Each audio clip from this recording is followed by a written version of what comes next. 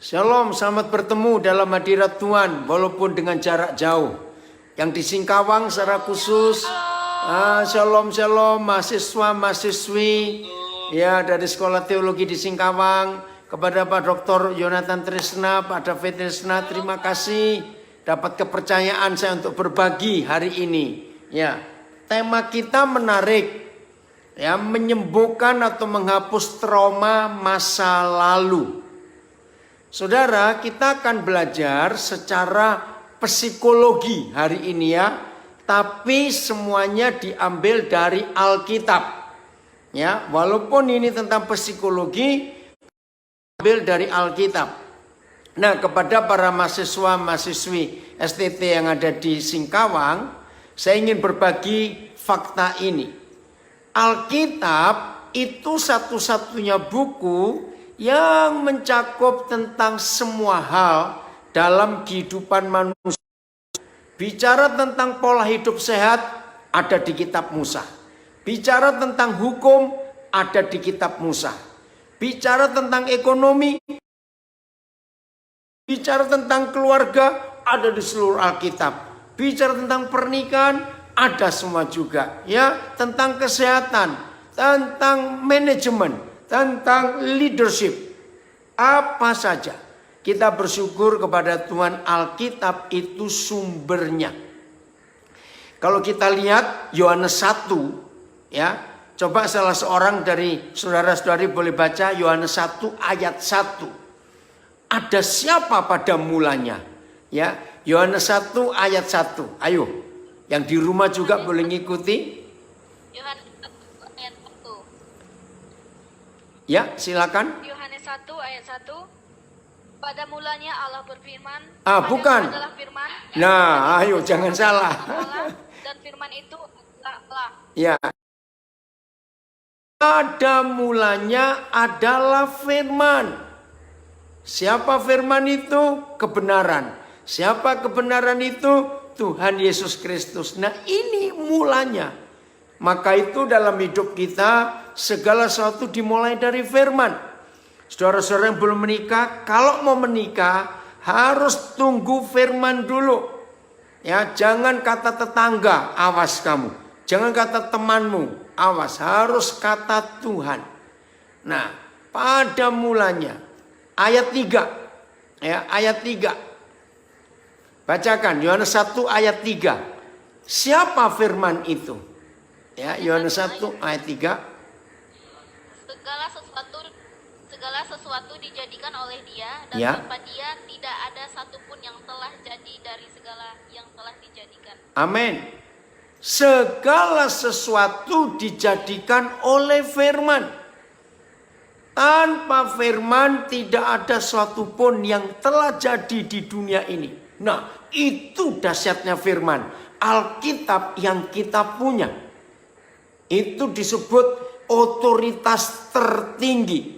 Tidak ada yang bisa menandingi otoritas firman ini. Ini absolut, mutlak, tidak bisa diganggu gugat. Ini kebenaran yang luar biasa. Nah, hari ini kalau para dosen memilih untuk kita memilih tema menghapus, menyembuhkan, melupakan trauma masa lalu, maka kita mulai dengan Markus 1 ayat 1. Ya, pada mulanya adalah firman, dan ini salah satu firmannya.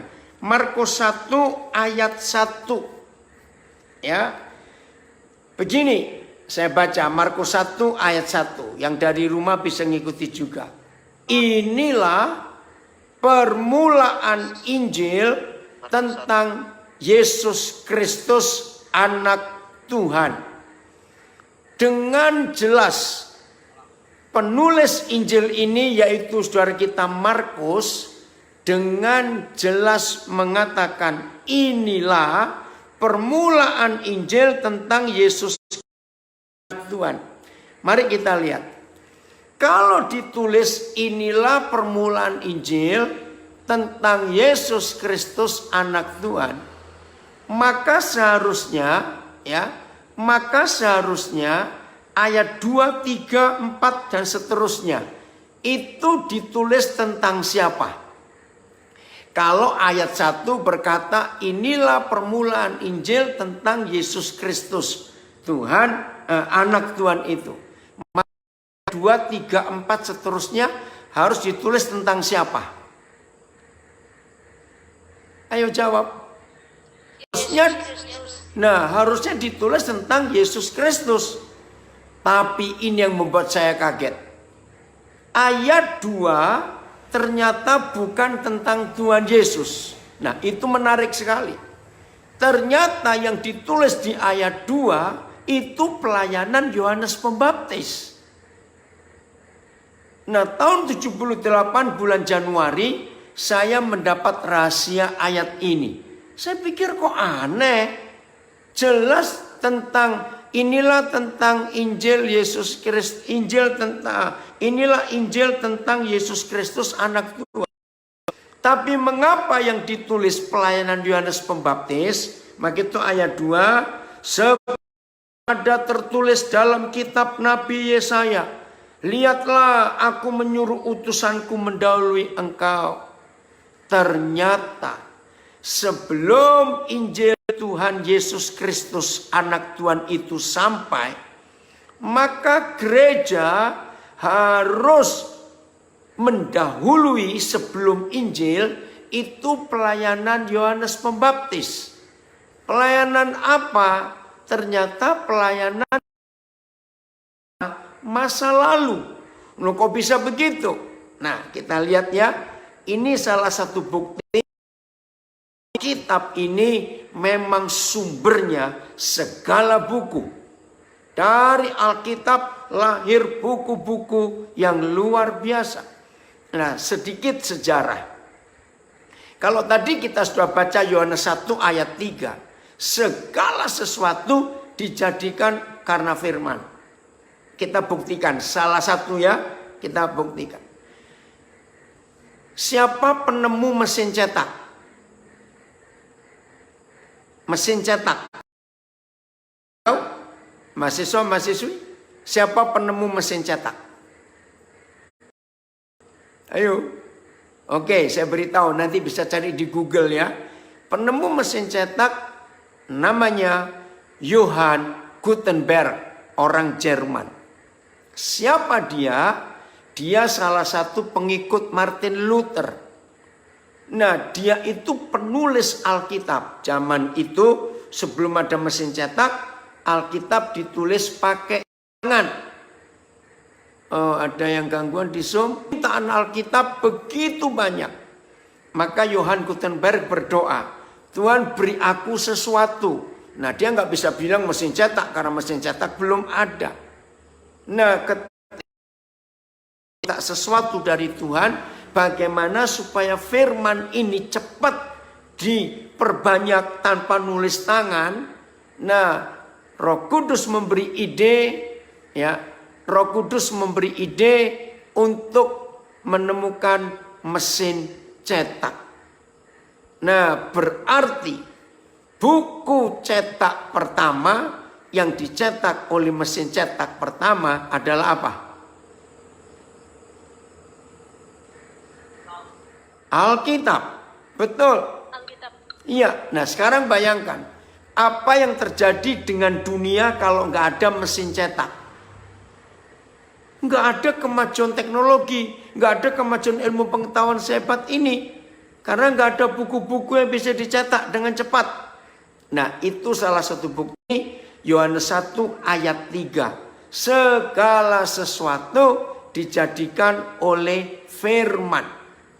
Oke, nah ini dia. Siapa masih ingat? Saya tanya pada mahasiswa-mahasiswi yang di rumah, boleh ikut nulis di Facebook saya atau di Instagram. Nah, dunia membagi kejiwaan manusia, ya, itu ada berapa? Ayo, dunia membagi masalah kejiwaan manusia dibagi berapa hal? Ayo, siapa ingat? Masalah karakter, kejiwaan manusia dibagi dalam berapa bagian besar? Lihat tangan saya ini. Ayo, berapa? Mungkin Pak. 4. Ya, melankolis, sanguin, kolerik, flegmatis. Nah, literatur tertua yang pernah ditemukan oleh manusia ternyata di Yesaya 40 yang ada di Markus 1 ayat 2 ini. Ayo kita lihat Yesaya 40 ya. Dengan cepat. Maka itu saya katakan tadi, Alkitab ini juga buku psikologi yang luar biasa. Yesaya 40 ayat yang keempat ya. Ini pelayanan Yohanes Pembaptis. Atau mulai ayat 3 supaya bisa nyambung Markus 1 tadi. Ayat 3, ada suara ya Yesaya 40 ayat 3 mulai. Ayat Yesaya 40 ayat 3. Ya, 3 dan 4. Oke, salah seorang boleh baca. Yesaya pasal 40 ayat 3 sampai 4. Ada suara yang berseru-seru, persiapkanlah di padang gurun jalan untuk Tuhan. Luruskanlah di padang belantara jalan raya bagi Allah kita. Setiap lembah harus ditutup dan setiap diratakan. Tanah yang berbukit-bukit harus menjadi tanah yang rata dan tanah yang berlekuk-lekuk menjadi dataran. Nah, apa yang terjadi kalau 4 macam tanah ini? Nah, inilah 4 macam karakter manusia. Inilah 4 macam hati manusia. Masih ingat perumpamaan penabur? Hati manusia diibaratkan seperti ladang. Ya, seperti tanah. Oke, itu Matius 13. Nah, begitu hati manusia, jiwa manusia dipulihkan, ya, setiap lembah harus ditutup. Ini melankolis, selalu merendah, selalu merasa lemah, selalu merasa nggak berdaya. Lalu tanah macam yang kedua, gunung, bukit diratakan. Ini sanguin, orangnya rame, naik turun begitu. Ya, nomor 3, tanah yang berbukit-bukit harus menjadi tanah yang rata. Nah, ini masing-masing orang punya pendapat berbeda. Ini kolerik atau flegmatis. Begitu pula yang keempat. Dan tanah yang berlekuk-lekuk menjadi dataran. Nah, apabila kejiwaan manusia itu dipulihkan, baca ayat 5, terjadi apa? Jiwa itu dipulihkan, hati itu disembuhkan. Ayat 5, silakan baca. Yesaya 40 ayat 5, maka kemuliaan Tuhan akan dinyatakan dan seluruh umat manusia akan melihatnya bersama-sama. Sungguh Tuhan sendiri telah mengatakannya. Nah, begitu 4 macam kejiwaan manusia ini disembuhkan, dipulihkan, maka kemuliaan Tuhan akan dinyatakan. Nah, inilah permulaan Injil tentang Yesus Kristus anak Tuhan. Yaitu hati atau jiwa ini harus disembuhkan dari trauma masa lalu. Oke, yang berikut. Dalam ilmu jiwa, ya, memori kita dibagi 2. Alam sadar dan alam bawah. Betul ya? Nah, di dalam ilmu jiwa, di dalam psikologi, alam sadar itu yang kelihatan, yang di atas, itu cuma 10% dari seluruh memori kita manusia. Yang 90% itu alam bawah sadar.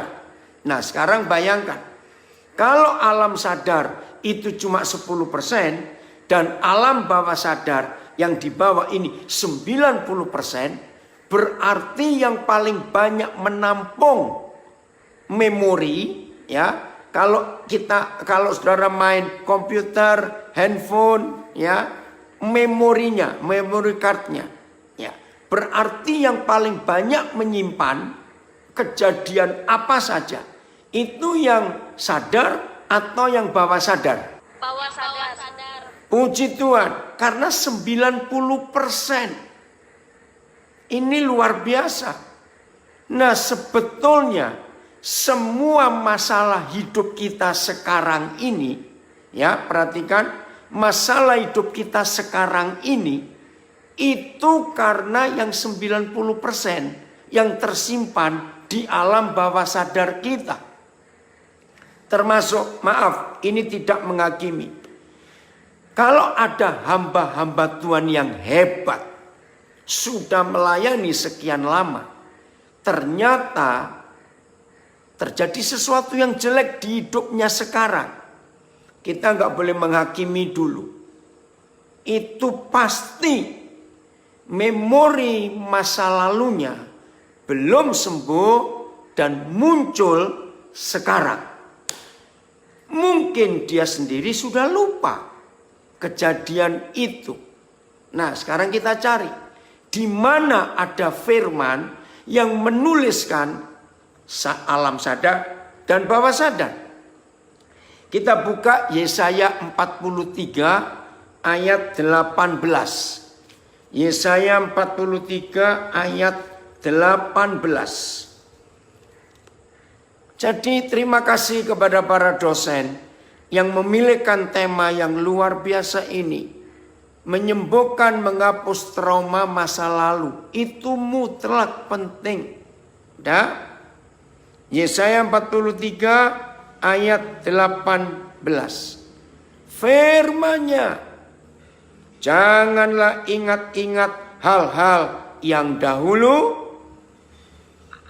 dan janganlah perhatikan hal-hal yang dari zaman purbakala.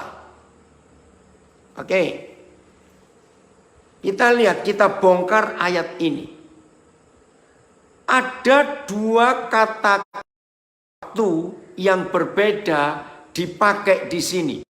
Coba temukan dua kata kerja waktu. Yang pertama kapan? Ayo coba lihat. Yang pertama waktu dahulu. Kedua bukan. Zaman. Oke, mari kita lihat. Kalau begitu, mana yang alam sadar dan mana yang bawah sadar? Antara dahulu dengan purbakala. Ayo. Kalau yang dahulu itu dia alam bawah sadar. Kalau yang zaman purba dia alam sadar. Yang lain jawab. Ayo. Dua orang boleh jawab. Gak apa-apa, kita belajar. Dahulu dan zaman purbakala. Ya, Pak. Ya. Mana? Agape, kenapa kamu tunduk? Itu dia alam bawah sadar. Yang mana?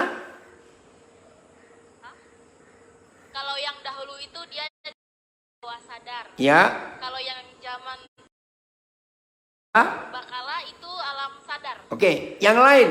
Ayo, saya ingin dua lagi yang menjawab. Ayo. Yang dahulu alam sadar, yang pada zaman purbakala alam bawah sadar. Nah, ini yang betul. Siapa namamu? Krismon. Krismon. Krismon, kamu Ahe atau Bekati? Iya, Pak. Kamu Dayak Ahe atau Bekati? Ahe. Ahe, Pak. Ahe. Itu yang bawah sadar. Jadi saya ulangi, yang dahulu itu alam sadar, yang zaman purbakala itu alam bawah sadar. Nah, firman Tuhan berkata, dua-duanya nggak boleh kita ingat-ingat. Kenapa? Karena itu mempengaruhi hidup kita. Serius. Nah, terus ayat 9, masih Yesaya 43 ya, ayat 19. Betapa luar biasanya firman Tuhan. Ya, silakan. Lihatlah, aku hendak membuat sesuatu yang baru, yang sekarang sudah tumbuh. Belumkah kau mengetahuinya? Ya, aku hendak membuat jalan di padang gurun dan sungai-sungai di padang belantara. Luar biasa saudara. Lihat kata Papa. Aku hendak membuat sesuatu yang baru. Nah, ini kuncinya. Orang yang belum sembuh trauma masa lalunya, maka orang itu tidak bisa melihat sesuatu yang baru. Saya ulangi, orang yang nggak bisa melupakan masa lalunya, maka orang itu nggak bisa dapat sesuatu yang baru. Sebab orang yang selalu ingat masa lalunya, apalagi yang pahit, yang menyedihkan, dia istilah anak muda sekarang nggak bisa move on. Nggak bisa move on. Nah, jadi siapa yang belum bisa mengampuni mantan pacarnya yang menyakitkan hatinya, maka orang itu nggak bisa move on, nggak bisa maju. Selalu ingat-ingat sakit hatinya, kekecewaannya. Betul atau tidak? Ayo jawab. Nah, itu dia. Nah, terus banyak lagi kejadian. Maaf ya, ini harus dibuka. Tidak ada seorang pun manusia yang tidak disembuhkan masa kecilnya kalau pernah dilecehkan secara seksual. Renungkan ini. Di antara semua trauma masa lalu yang membuat kita nggak bisa move on, kita nggak bisa menerima hal-hal baru dari Tuhan, seperti yang tertulis di Yesaya 43 ayat 18 dan 19 ini. Trauma yang paling menyedihkan, maaf, adalah trauma waktu kita masih kecil pernah dilecehkan. Bahkan tidak sedikit hamba-hamba Tuhan, gembala-gembala. Ini pengalaman saya dalam pelayanan konseling. Kalau belum disembuhkan trauma masa lalunya, ya, yang nomor satu karena pelecehan seksual. Dua, karena hinaan, kata-kata yang merendahkan, look down. Ya, atau akibat pukulan fisik, bullying, tahu kata bully ya, perundungan. Nah saudara, ternyata semua peristiwa yang kita alami,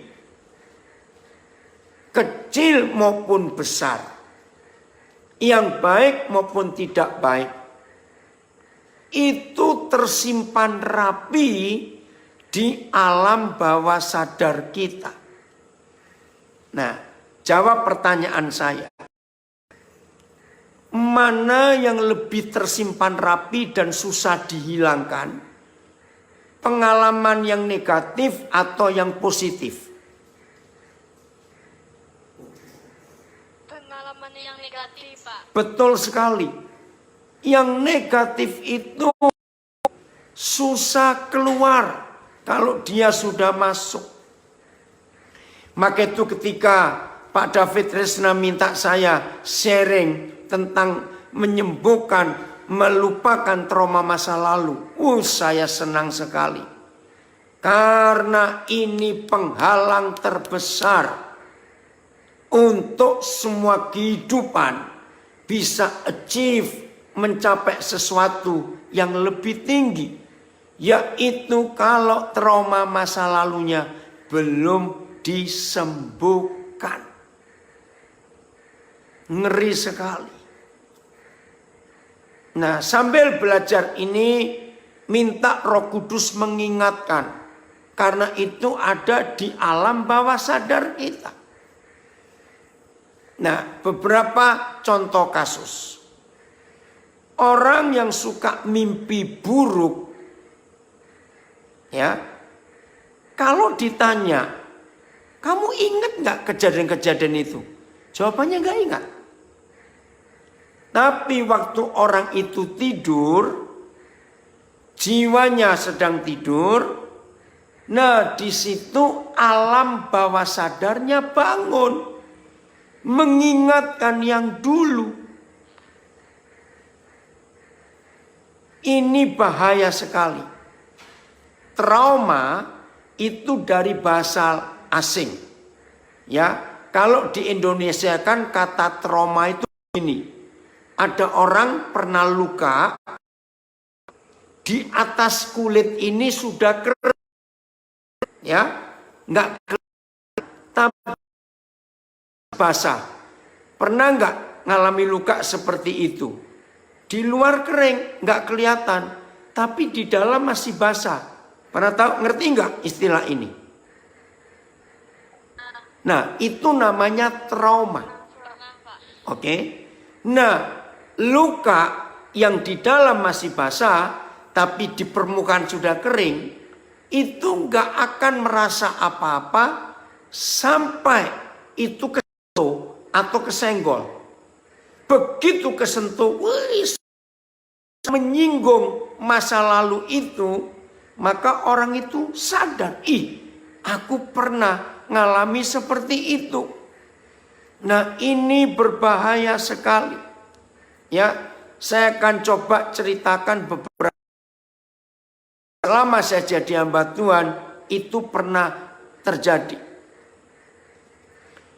Seorang anak perempuan kecil, ya, pernah dilecehkan.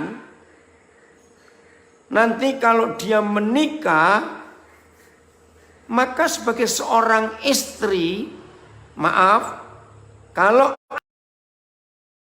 istri akan melakukan hubungannya, maka istri ini akan mengalami kesulitan dan lebih banyak menolak. Kenapa? Karena masa lalunya trauma kecil itu belum disembuhkan. Ada orang hanya melihat orang bawa gala. Tahu gala ya? Panjang, sesuatu yang panjang. Orang itu bisa ketakutan. Dia sampai hari ini masih sebagai direktur sekolah teologi namanya Tunas Kalimantan. Nah, berapa tahun yang lalu saya diminta untuk mengajar di sana. Waktu itu jalan darat di daerah Kalimantan Tengah, ya Tamiang Layang, ya Puruk Cahu dan sejenisnya, itu masih ditempuh dengan sungai. Ketinting atau kelotok, belum ada jalan darat. Nah, suami istri ini pelayanan pertama ke sana, istrinya baru hamil anak pertama. Waktu kandungan usia 6 bulan, mereka pulang pelayanan, malam gelap. Nah, tiba-tiba ketinting mereka, tahu ya ketinting itu perahu kecil, ya. Tiba-tiba ketinting mereka nabrak balok di tengah sungai dan terbalik.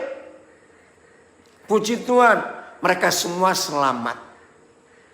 Tapi hasilnya ini yang mengagetkan. Waktu anak pertama mereka lahir, laki namanya Amran, saya kenal baik warga ini. Sejak bayi, kalau dengar suara ketinting atau kelotok, ya orang tahu. Ini bayi bisa menjerit-jerit ketakutan. Nah, orang tuanya mikir, karena suaranya bising kali. Tapi setelah ini mulai besar, kira-kira umur 2 tahun, tiap kali orang tuanya pergi pelayanan dan anak ini melihat mereka mau naik ke ketinting atau kelotok itu, ini anak bisa meronta. Betul. Sampai suatu kali ibunya cerita, aduh bagaimana caranya supaya anak ini bisa ikut, karena nggak ada yang bisa dititipin. Ngeri sekali, ketakutan. Nah, waktu saya ngajar tentang trauma masa lalu, mereka baru sadar, oh pantas anak ini selalu takut kalau dengar suara ketinting atau kelotok, atau kalau melihat itu, bayangkan ini masih dalam kandungan. Ayah ibunya terbalik dengan ketinting itu. Nah, yang namanya ibu hamil anak pertama lagi, siapa nggak syok? Nah, trauma ini masuk ke jiwa anak. Terus bagaimana? Ya, jadi anak ini trauma kalau lihat perahu kecil itu. Karena waktu dia dalam kandungan umur 6 bulan, ibunya pernah terbalik dengan perahu kecil itu. Nah, bayangkan, masih dalam kandungan sudah menyimpan. Nah, contoh lain lagi. Pernah lihat nggak? Ada anak kecil bisa nggak suka dengan bapaknya, dengan ayahnya. Pokoknya kalau digendong papanya, wah dia merontak. Nah, saya percepat. Biasanya kalau saya nggak berkata itu pasti. Selama si ibu hamil anak ini, maaf ya, maaf, ini contoh umum saja. Mungkin suaminya menyakiti hatinya, sehingga timbul rasa tidak suka dengan bapaknya anak ini. Nah saudara, ternyata kalau anak ini lahir, anak ini bisa nggak suka terhadap bapaknya, karena ibunya disakiti. Jadi alam bawah sadar kita dan alam sadar kita sudah bekerja, sudah aktif sejak manusia itu masih dalam kandungan. Dan ini luar biasa. Nah, di dalam psikologi ada teori untuk menyembuhkan trauma. Teorinya saya lupa namanya apa, tapi begini, dibawa kembali ke tempat di mana dia terluka. Contoh, anak kecil yang nggak pernah tahu dokter, nggak pernah tahu rumah sakit, nggak tahu ya. Begitu diajak, mereka cuma hehehe gitu aja. Tapi begitu disuntik, wah dia nangis karena sakit.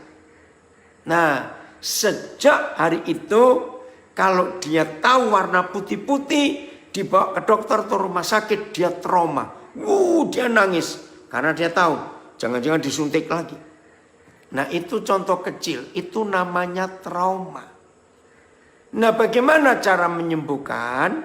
Ya, saya kembali kepada keluarga yang di Banjarbaru itu. Maka saya ajak, waktu itu anak ini belum umur 7 tahun. Saya ajak dia ke sungai, ya, cari ketinting atau kelotok yang ada. Saya bilang kepada motorisnya, ya, tenang ya di sini. Saya mau ajari anak ini. Dia takut. Saya bilang gak usah takut. Saya naik dulu, ya, saya goyang-goyang. Anak itu menjerit. Gak usah takut. Lihat ini, gak apa-apa. Digoyang-goyang. Saya keluar lagi. Saya ngomong-ngomong dengan motorisnya. Ya, naik lagi. Goyang-goyang lagi. Dia tetap gak mau. Tapi dia ngeliatin. Saya di atas perahu kecil itu. Saya main air. Saya siram airnya dari sungai itu ke dia. Dia seneng juga. Ayo kesini main yuk, main. Saya bujuk sampai anak ini mau naik ke ketinting itu.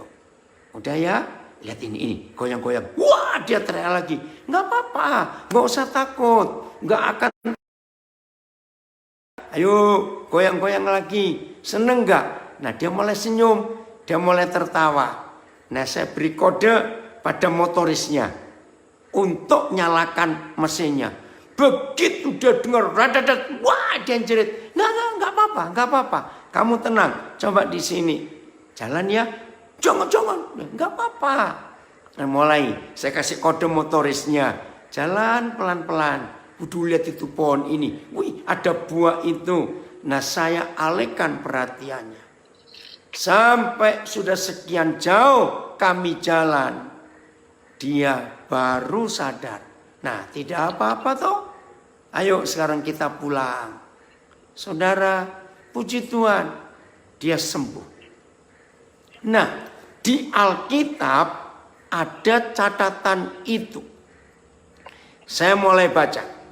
Wahyu pasal 2. Kitab Wahyu pasal 2. Ya.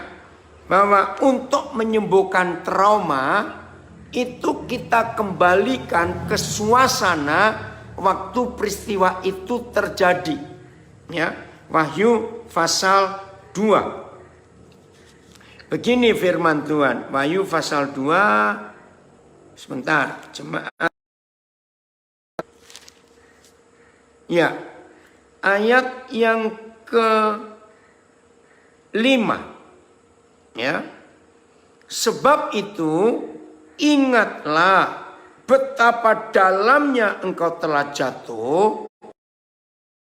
Tobatlah. Saudara, ini yang luar biasa. Bertobatlah.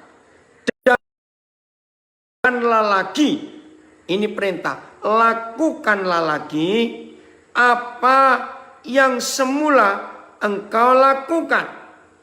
Jika tidak demikian, aku akan datang kepadamu dan akan mengambil kaki dianmu dari tempatnya, jikalau engkau tidak bertobat.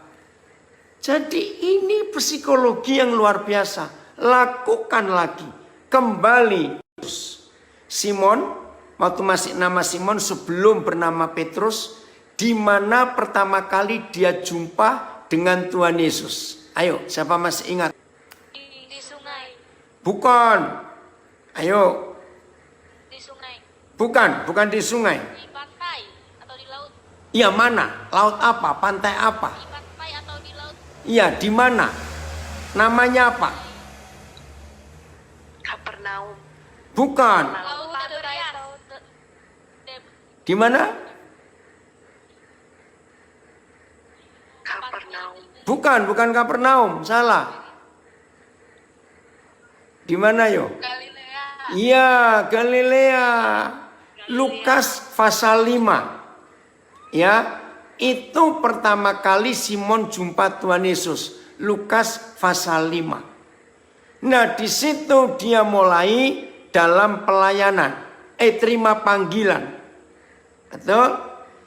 Nah, di Yohanes pasal 21, ya, Yohanes pasal 21, Petrus jatuh.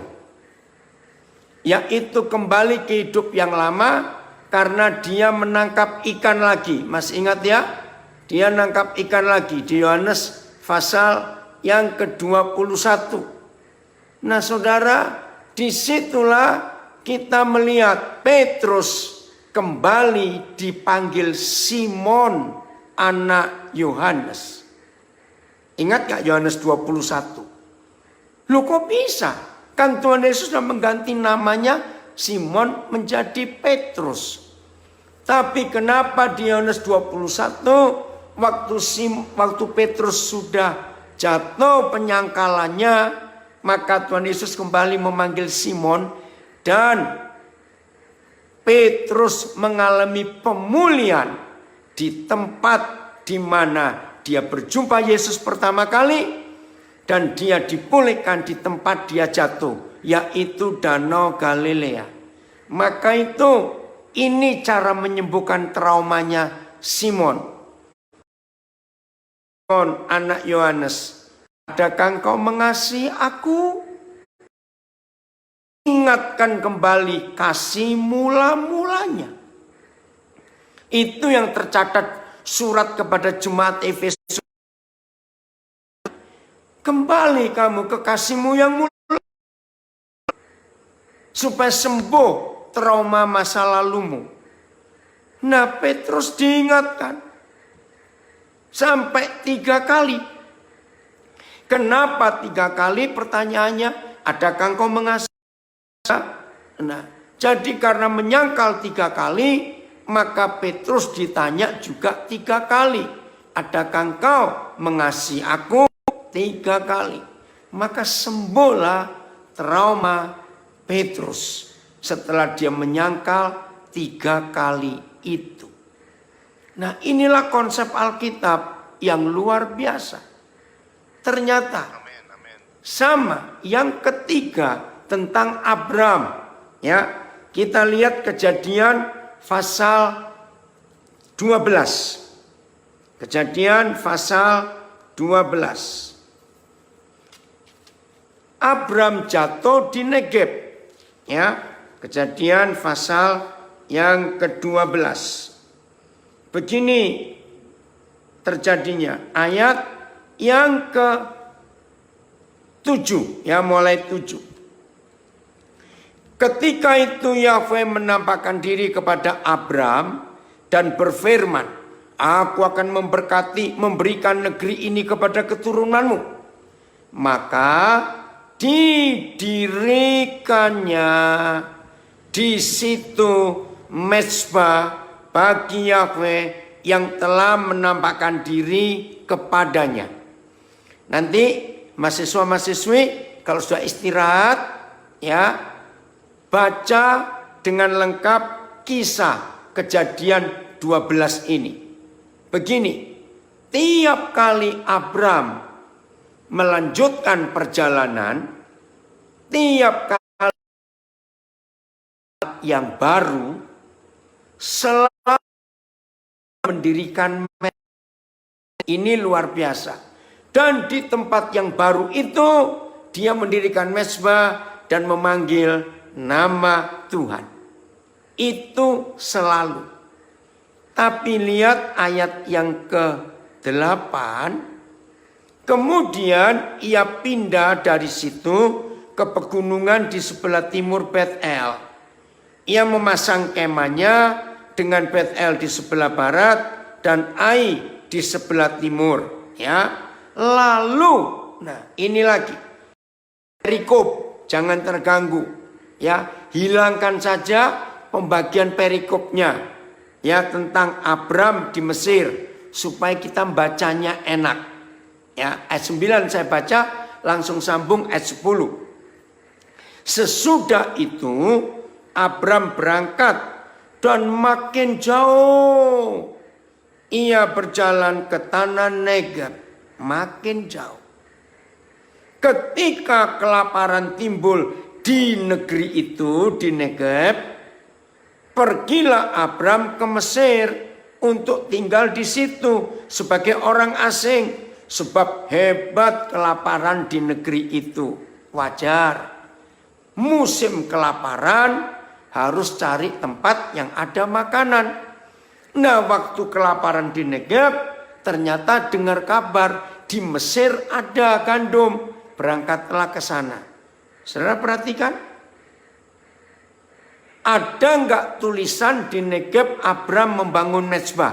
Ayo mahasiswa-mahasiswi jawab. Tidak. Tidak. Nah, ini kesalahan. Ya udah, berangkatlah mereka.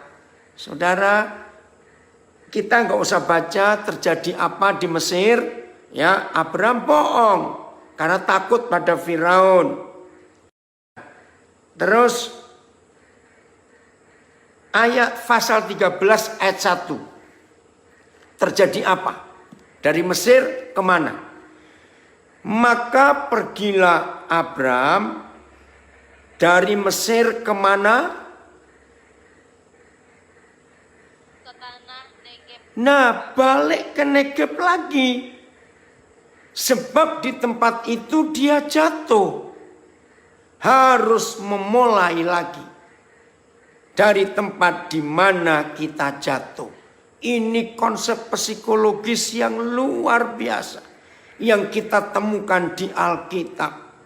Nah, saya ulangi ayat 1 pasal 13. Maka pergilah Abram dari Mesir ke tanah Negeb dengan istrinya dan segala kepunyaannya. Dan Lot pun bersama-sama dengan dia. Saya coba cari Abram. Nah, ayat 4. Lihat. Ke tempat mezbah yang dibuatnya dahulu. Disitulah Abram ngapain? Kembali memanggil nama Tuhan. Nama Tuhan. Ya. Jadi saudara-saudara, cara menyembuhkan trauma kita harus dikembalikan ke suasana masa lalu di mana kita pernah terluka atau dilukai. Nah, di dalam keluarga ternyata setan jahat sekali merusak anak-anak. Itu justru, maaf, yang paling sering anak-anak trauma dan terluka justru oleh ayahnya sendiri. Kolose 3:21. Siapa yang waktu kita masih kecil melukai kita? Kolose 3:21. Ya. Hai bapak-bapak, jangan sakiti hati anak-anakmu supaya mereka tidak jadi durhaka. Itu terjemahan yang betul. Durhaka, rebellious. Kenapa saya berani mengganti kata durhaka? Nah, ini jawabannya. Ternyata saudara, yang bisa melukai hati anak-anak bukan mamanya, tapi papanya. Dan itu tercatat.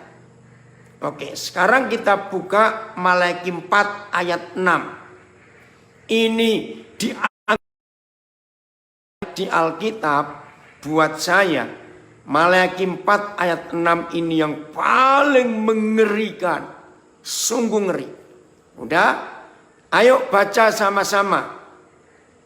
Yang di rumah juga bisa ikut baca. Ayo, Malaki 4 ayat 6. Sudah? 1, 2, 3. Sudah. Maka ia akan membuat hati bapak-bapak berbalik kepada anak-anaknya, Ya. dan hati anak-anak kepada bapak-bapaknya, supaya jangan aku datang menghukumi sehingga musnah. Saudara, ayat terakhir di perjanjian lama adalah Malaki 4 ayat 6. Kalimat terakhir perjanjian lama itu menakutkan. Supaya jangan aku datang memukul bumi sehingga musnah. Mulai hari ini saudara-saudara catat, semua kita yang belajar firman ini. Ternyata iblis sangat tahu bagaimana cara merusak, menghancurkan bumi sehingga musnah. Bukan dengan tsunami, bukan dengan gempa bumi, bukan dengan tanah longsor, bukan dengan gunung meletus, bukan dengan penyakit AIDS atau corona yang mewabah atau perang nuklir. Tidak. Satu-satunya tulisan yang memberitahu manusia kapan dan mengapa bumi bisa musnah itu hanya Malaki 4 ayat 6. Sehingga satu-satunya buku di dunia ini yang pernah menuliskan mengapa bumi bisa musnah itu hanya Alkitab bukunya. Luar biasa saudara. Ternyata untuk membuat bumi musnah terlalu sederhana caranya. Dan iblis tidak memerlukan biaya besar. Tidak. Perang nuklir biaya besar. Tapi untuk memusnahkan bumi biayanya kecil. Rusak semua ayah di dunia. Untuk mencari kitab mana yang memulai perjanjian baru. Ternyata bukan Injil Matius loh. Tapi Injil Lukas. Nah, aneh bukan? Ini kronologis. Karena begini. Dalam sejarah Israel, setelah Maleaki meninggal, maka di Israel tidak ada nabi lagi yang muncul. Berarti setelah Maleaki, di Israel Tuhan tidak pernah hadir berbicara kepada mereka.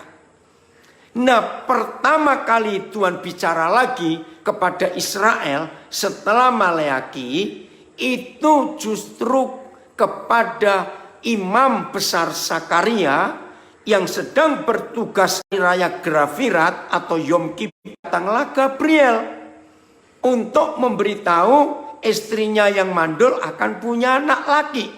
Masih ingat? Nah, jadi kronologis perjanjian baru itu Lukas, bukan Matius. Saudara, sekarang buka Lukas 1 ayat 17. Nah, jarak Maleaki dalam hitungan silsilah orang Yahudi, Maleaki ke Imam Sakaria itu 400 tahun. Dan ia akan berjalan mendahului Tuhan dalam roh dan kuasa Elia untuk membuat hati bapak-bapak berbalik kepada anak-anaknya dan hati orang-orang durhaka kepada pikiran orang-orang benar, dan dengan demikian suatu umat yang layak baginya. Saudara, perhatikan ini. Jadi 400 tahun sebelum Gabriel datang kepada Imam Sakaria, firman yang terakhir itu adalah firman yang pertama 400 tahun kemudian. Itu buat saya syok. Wow, 400 tahun Tuhan diam. Ternyata firman yang terakhir dan firman yang pertama itu sama. Maka itu dunia ini hancur karena ayah-ayah yang tidak bertanggung jawab. Maka itu gereja saya pesan, pelayanan terpenting buat gereja di akhir zaman adalah memulihkan hati bapak-bapak untuk kembali menyayangi anak-anaknya. Kalau gereja gagal, maka bumi akan musnah. Nah, sekarang saudara-saudara, coba dua orang. Yang satu buka Malaki 4 ayat 6. Ada ayah yang menyakiti hati anak-anaknya sampai trauma, maka anak itu jadi durhaka. Tapi puji Tuhan, kalau gereja membuat pelayanan akhir zaman ini mulia, kembalikan hati anak-anak kepada bapak-bapaknya, karena hati bapak-bapak balik pada anak-anaknya, maka Tuhan tetap akan datang, tapi tidak memukul bumi sehingga musnah, karena pelayanan gereja berhasil membuat suatu umat yang layak bagi Tuhan. Nah, karena di dunia ada umat yang layak, maka nggak perlu lagi untuk menghancurkan bumi. Ini pelayanan akhir zaman yang penting sekali. Maka itu papa-papa, ayo kita pulihkan hubungan kita dengan anak-anak kita. Dunia menantikan pelayanan gereja yang luar biasa ini. Jadi para mahasiswa-mahasiswi, kalau ada di antara kalian waktu masih kecil, maaf, ya melukai hatimu. Yang ketiga, kalau ayah ingkar janji. Nah, inilah 3 hal besar yang trauma paling ngeri. Yaitu 1, ayah menyakiti mama. 2, ayah pilih kasih. 3, ayah ingkar janji. Biarlah hari ini semua kita disembuhkan oleh kuasa darah Yesus, bisa menghapus trauma kita masa lalu, dan kasih-Nya menyembuhkan kita secara total. Maka kita merdeka dengan sungguh-sungguh. Tuhan memberkati kita semua.